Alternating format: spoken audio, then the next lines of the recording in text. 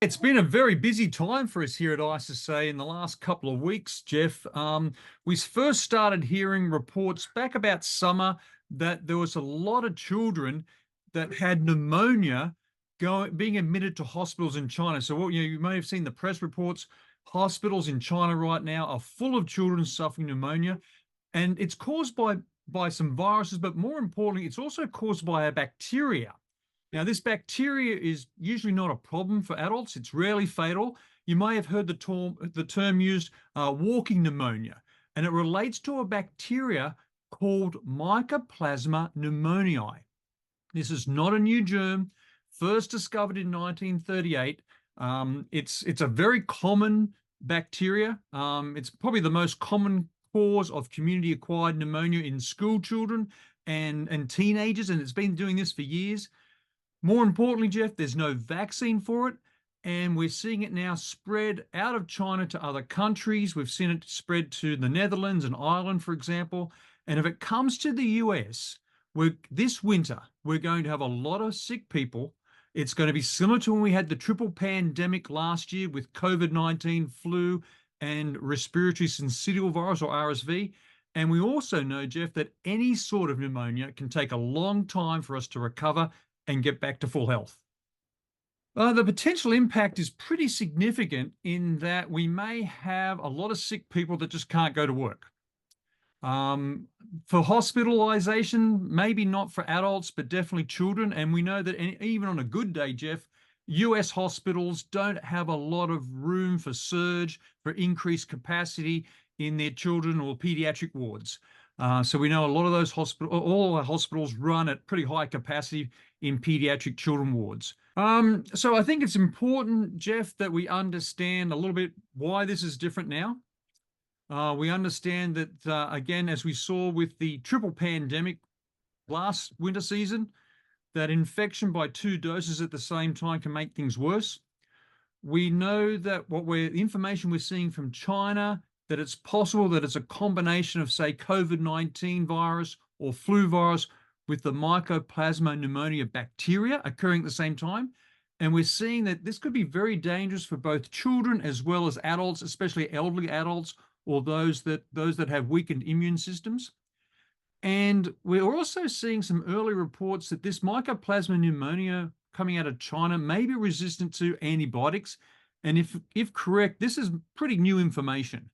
And as we see these other countries, especially this week and last week, start to report, and I expect to see more countries report by the end of this week, then we really need to focus from a cleaning industry organization, our standards. We really need to start focusing on how to clean for pneumonia, how to clean for health in using the protocols, the processes, and the products that are actually effective against all the viruses as well as this bacteria. So any other thoughts to share? I think also, Jeff, the big question I'm getting right now this week is, can this Mycoplasma pneumonia bacteria survive on surfaces? And I want to just highlight why Mycoplasma pneumonia, it's pretty common, but it's different than the other bacteria because these bacteria cells are very small. They're about the same size as virus particles, so they can be carried in the air. So indoor air quality is going to be really important for the cleaning industry. They can form biofilms on surfaces and survive for extended periods of time, even when they're on dried surfaces. So we know from studies done, probably back in 2010, nearly 13 years ago, that these Mycoplasma pneumonia bacterium can survive from 3 days to 6 months. So it's days and weeks of survival on surfaces.